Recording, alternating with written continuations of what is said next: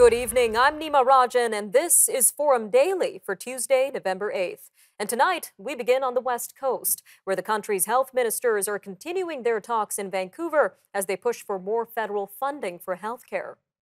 Ministers expect to discuss more details on cash promised by federal minister Jean-Yves Duclos.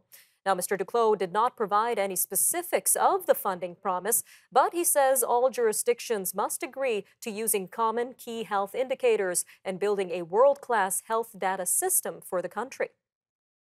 Moving to Ontario now, where Premier Doug Ford says provincial negotiators are providing the union for 55,000 education workers with an improved offer. The two sides are back at the bargaining table today. The Canadian Union of Public Employees announced that it would take down the strike sites which kept kids out of school on Friday and Monday. Now, this was after the Ford government announced that it would rescind a law that imposed contracts on the workers. CUPE says it is technically still in a legal strike position, but it will now instead focus on a renewed bargaining effort. All right, well, meanwhile, in Quebec, the legal challenge to Bill 21 continues. A lawyer representing a teachers' union opposing Bill 21 before Quebec's Court of Appeal says the law was adopted by Quebec's legislature in order to, quote, appease racists who do not want to see religious symbols. Monday's debate centered on the Quebec government's preemptive use in its secularism law of the notwithstanding clause, which shields legislation from challenges over violations of fundamental rights. Lawyer Frederic Berard says invoking that clause must come at a high political price. Well, the Emergencies Act inquiry continues in Ottawa today. Ontario Provincial Police Superintendent Dana Early says she briefly considered putting off an operation to clear a blockade of protesters at the Ambassador Bridge in Windsor. Ms. Early says that she was worried that clearing the bridge might intensify the ongoing occupation in downtown Ottawa. Protesters in Ottawa had already been entrenched for weeks by the time that police were ready to move on the Windsor-Detroit Ambassador Bridge. Staying in Ottawa, where hearings will continue today on Rogers' $26 billion proposed takeover of Shaw Communications. The first day of hearings saw Rogers push back against the Competition Bureau's claim that the deal would lead to worse services and higher prices for consumers. The telecom giant says the deal is pro-competitive. Shaw called the Competition Bureau's desire to prevent the deal from happening a dramatic overreach. It added that blocking the deal would set the telecom industry back a generation. The Competition Bureau, the CRTC, and Innovation, Science and Economic Development Canada all must approve the deal before it can close. Turning to Western Canada now, as voters in the southern Alberta constituency of Brooks Medicine Hat go to the polls in a provincial by-election today. Premier Danielle Smith, who doesn't currently have a seat in the legislature, is one of the 5 candidates. The seat became open a month ago when Michaela Frey, the United Conservative Party legislature member, resigned. The other candidates are Gwendolyn Dirk of the NDP, Barry Morishita of the Alberta Party, Bob Leone of the Independence Party, and Jivan Mungat of the Wild Rose Independence Party. Meanwhile, the BC Green Party is calling on incoming Premier David Eby to show some leadership on the toxic drug crisis. This comes after 1,644 overdose deaths were reported in the province in the first 9 months of this year. Chief Coroner Lisa Lapointe says illicit drug toxicity is the leading cause of unnatural death in BC, and it is second only to cancers for years of life lost. Green leader Sonia Furstenau says the NDP government is beginning a new chapter, and she's hoping that Mr. Eby chooses to save lives by introducing a lower barrier, safe supply of drugs. Cancer researchers say patients are living longer thanks to better detection and treatments, but they say more is needed. They're calling for more investment in healthcare and disease management. This comes as they predict an aging, sicker population will further strain an already stretched healthcare system. A report released by the Canadian Cancer Society finds that more than 1.5 million people in Canada were diagnosed with cancer in the 25 years leading up to January 2018 and were still alive on that date. Canadian actor Ryan Reynolds says he's interested in buying the Ottawa Senators. The Deadpool star confirmed the rumor on The Tonight Show with Jimmy Fallon. Mr. Reynolds is looking to form a consortium of investors to purchase the NHL franchise. The website Sportico recently valued the NHL team at $655 million US. All right, Forum Daily will be right back with a look at the U.S. midterm elections. So stay with us. We'll be right back after a short break.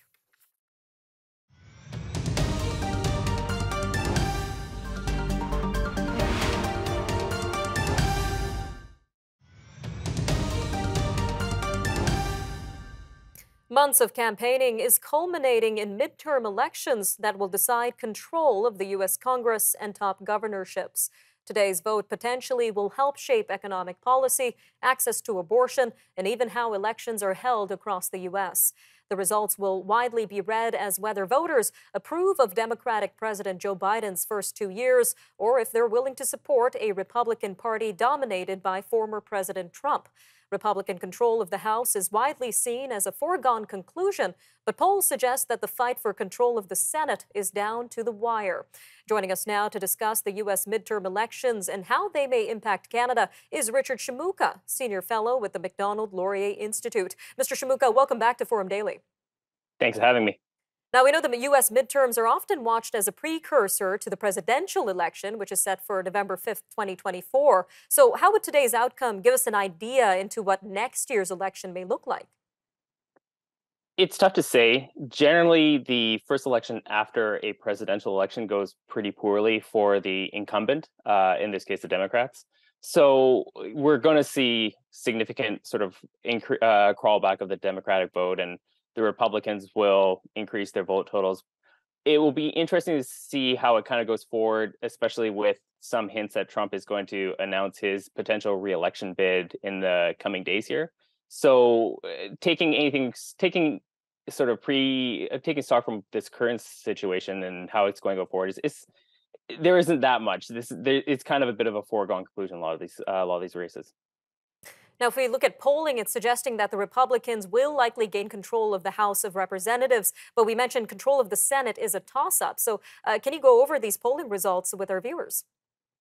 Absolutely. So because there's only a certain amount of seats that are up for grabs in the Senate, because the senators all are 6-year terms, there's only a small number that are actually really competitive. And there are 3 in particular in Arizona, in Pennsylvania, and Georgia they're really highly competitive, that may shift the balance towards the Republicans, which is right now a 50-50 divided Senate.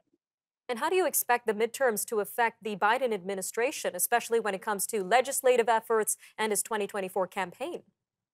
It's certainly going to get tougher. If you look at a lot of his major accomplishments in the past 2 months here, like on climate change, on fighting inflation, passing those large sort of bills are going to be much more difficult if both houses of the Congress are basically fighting against him, or are being held by Republicans who are seemingly pretty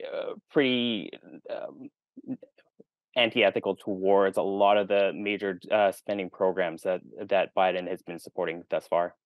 And on that note, how would a Republican-controlled House compare to a full Republican-led Congress when it comes to the Biden agenda? Well, it's tough to say.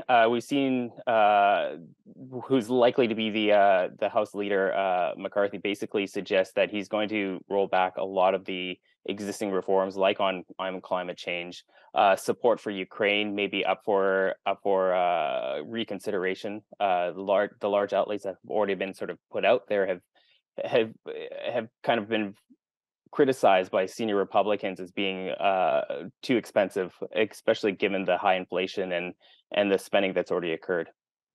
All right, Mr. Shimooka, it looks like we've got about a minute and a half left here, but I want to bring this back to our Canadian viewers. So how might these elections impact Canada-US relations?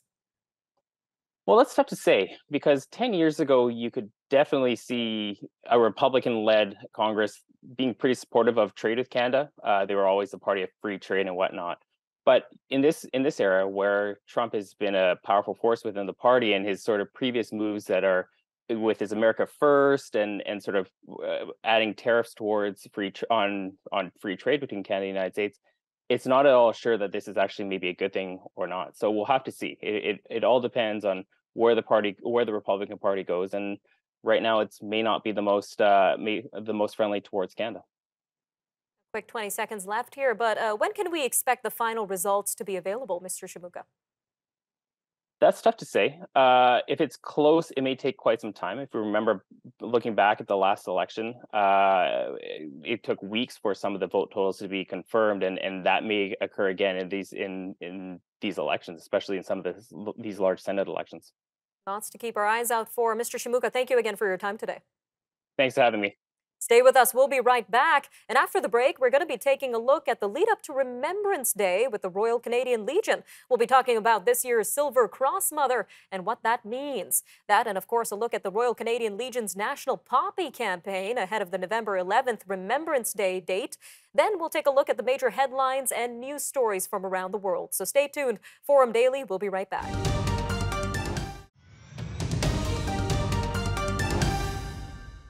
The Royal Canadian Legion has chosen the mother of the last Canadian soldier killed in Afghanistan to be this year's Silver Cross Mother.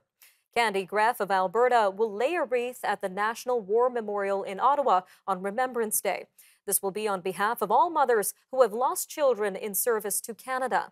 Master Corporal Byron Graff was working as a military trainer when he was killed by a suicide bomber in October of 2011. He was Canada's last military fatality in the country before Canada's mission in Afghanistan ended in 2014. Well, with us now to unpack this and the Royal Canadian Legion's Poppy campaign is Mr. Danny Martin, who oversees the National Silver Cross Mother appointment with the Royal Canadian Legion. Mr. Martin, welcome to Forum Daily. Thank you. Glad to be here. So take us back to when the Royal Canadian Legion started the Silver Cross Mother tradition and how it goes about. Well, basically, it starts back in 1936 with the unveiling of the Vimy Memorial in France, and the first Silver Cross Mother that was selected was Mrs. Wood from Winnipeg, who had lost 2 sons in the Great War. From then on, it has carried on that tradition right through to this particular day, and the selection process is done through the Legion, through nominations, and several other criteria. So tell us a little bit more about this year's Silver Cross Mother, Candy Graff, and why she was selected. Mrs. Graff, actually, is a bit of a rarity. She was nominated by her Legion branch in Macomb, Alberta, and that was 5 years ago. So basically, we have a big selection of Silver Cross Mothers, unfortunately, meaning that they have to be a Silver Cross Mother because your son or daughter has died in the service of their country. So there's many nominations made. We keep them on file until they're selected. And then based upon a review of a committee over the years, we look at what arm of service they were in, what province they're from, what conflict they were in, and then based upon those criteria compared with provincial locations as well, then we make a selection based upon that. Now, we'll be sure to watch out for Miss Graff on Remembrance Day. Now, This Remembrance Day itself is quite unique. It's the first one under King Charles and the 80th anniversary of the Dieppe raid. So how would these anniversaries impact the Remembrance Day ceremony this year? Well, not so much with King Charles. We're actually paying tribute to Queen Elizabeth II on her passing. She was a veteran of actually the Second World War. So at the National Monument, there'll be a wreath placed in front of the monument, pre-placed, in honor of Queen Elizabeth II. And basically, for the 80th anniversary of Dieppe, we have a flag that was brought up to us from a long story that comes from the United States, that a soldier had been carrying it on the day, on the 19th of August, 1942, and we'll have it displayed on site. Now, this flag, we don't know who carried it. All we know that a German soldier in the burial detail after the battle had happened had discovered this flag, kept it as a souvenir, discovered by a American soldier who had, the German was in a POW camp in 1945, relayed the information that he had taken it from a Canadian soldier from Dieppe, and then over a long period and a whole bunch of other different circumstances, it ended up with the Legion. And so it's an artifact that we want to place out there, an unknown, in front of the unknown soldier tomb, being an unknown soldier who carried this flag into Dieppe. A horrendous raid and a loss of life for Second World War casualties. All right, Mr. Martin, about a minute and a half left here, but the Legion is also conducting its Poppy campaign. So tell us a little bit more about this year's Poppy campaigns, the new biodegradable Poppy, and where the funds raised from this Poppy campaign will go towards. Right. Well, the last Friday in October is when the poppy campaign begins and ends on the 11th of November at midnight, depending on what time zone you're in the country. Yes, there was a great demand, and the Legion was very careful to get a hold of biodegradable material, have it developed into a poppy that is durable but also biodegradable. So that's being filtered out into the market right now. That's going to take a couple of years to filter through because, of course, there's millions of poppies out there already in storage in Legion branches. But it's also it is happening. There's also the digital poppy that a lot of people in a digital format donate and get a digital poppy in support of veterans and their families across the country. So those are two elements. And there's another special one also that the poppy now has a program where you can like a URL code, and you can snap it on your own poppy, and it shows up as on a certain site an individual war story from or the personal story of someone that served in battle for Canada. The poppy funds themselves go across the country. All Legion branches distribute them to veterans in need and their families. And there's also funds at the national level for major programs for OSI research and so on. All right, Mr. Martin, thank you again for joining us today on Forum Daily. All right, Forum Daily will be right back. And when we return, we're going to be taking a look at the major news stories and headlines from around the world. So stay tuned. We'll be back.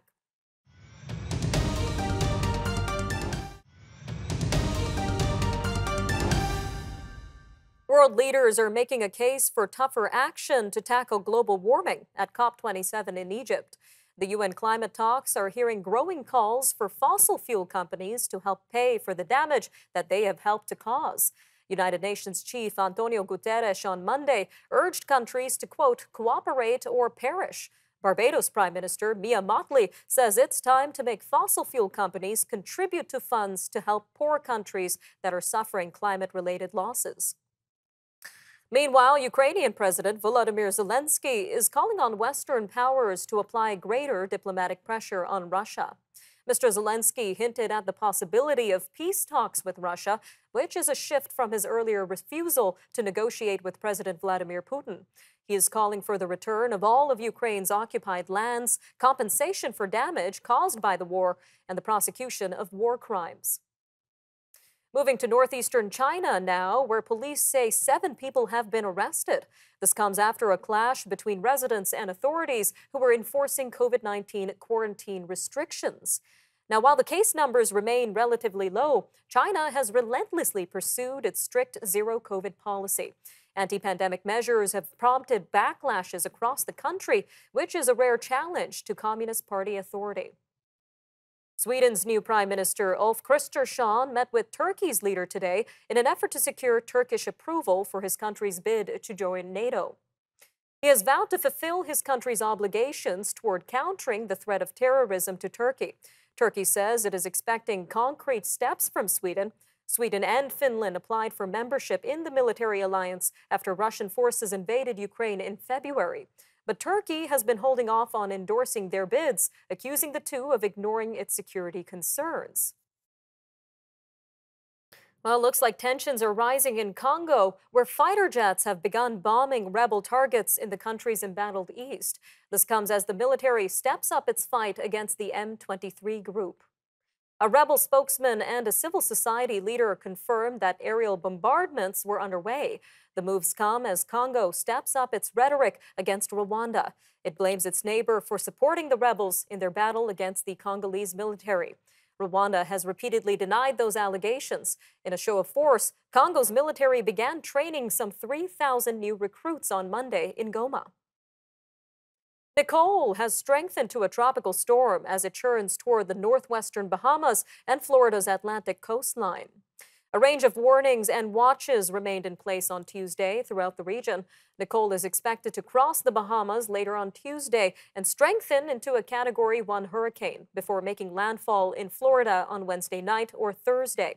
Many areas are still reeling from damage caused by Hurricane Ian, which struck in late September. The Hurricane Center says Nicole's exact path remains uncertain. A tweet by company owner Elon Musk is raising questions about Twitter's ability to remain neutral under the rule of the world's richest man. Mr. Musk tweeted an appeal to, quote, independent-minded voters yesterday. He urged them to vote Republican in today's U.S. midterm elections. There is widespread concern over recent mass layoffs at Twitter, which could leave it unable to deal with hate speech and misinformation that could impact voter safety and security, and people who want to cast doubt on the legitimate winners of the elections. The cryptocurrency exchange Binance said that it plans to buy its rival FTX trading in what appears to be a bailout of FTX. The owners of the two exchanges, Samuel Bankman-Fried of FTX and Changpeng Zhao of Binance, announced the deal on Twitter, but they did not disclose any details. The deal was pending due diligence, according to Mr. Zhao on Twitter. The deal would make Binance, which is already the biggest cryptocurrency exchange by daily volume, an even more dominant player in the cryptocurrency industry. FTX was the third largest exchange as of this week. Italian authorities have announced the extraordinary discovery of more than 2,000-year-old bronze statues in an ancient Tuscan thermal spring. They say the find will rewrite history about the transition from the Etruscan civilization to the Roman Empire. The Culture Ministry says it is one of the most significant discoveries ever in the Mediterranean, and it is certainly the most important since the 1972 underwater discovery of the famed Riachi bronze warriors. All right, I'm Nima Rajan, and that'll do it for your look at national and international news for today. Remember, for more news on demand, you could always visit our website, thenewsforum.ca, and make sure to follow us on our social media handles on Facebook, TikTok, Instagram, and Twitter. You can also watch all of our commentary, programming, and interviews on the News Forum YouTube channel. All right, thank you again for joining us today on Forum Daily News, and we'll see you again next time. Take care, Canada.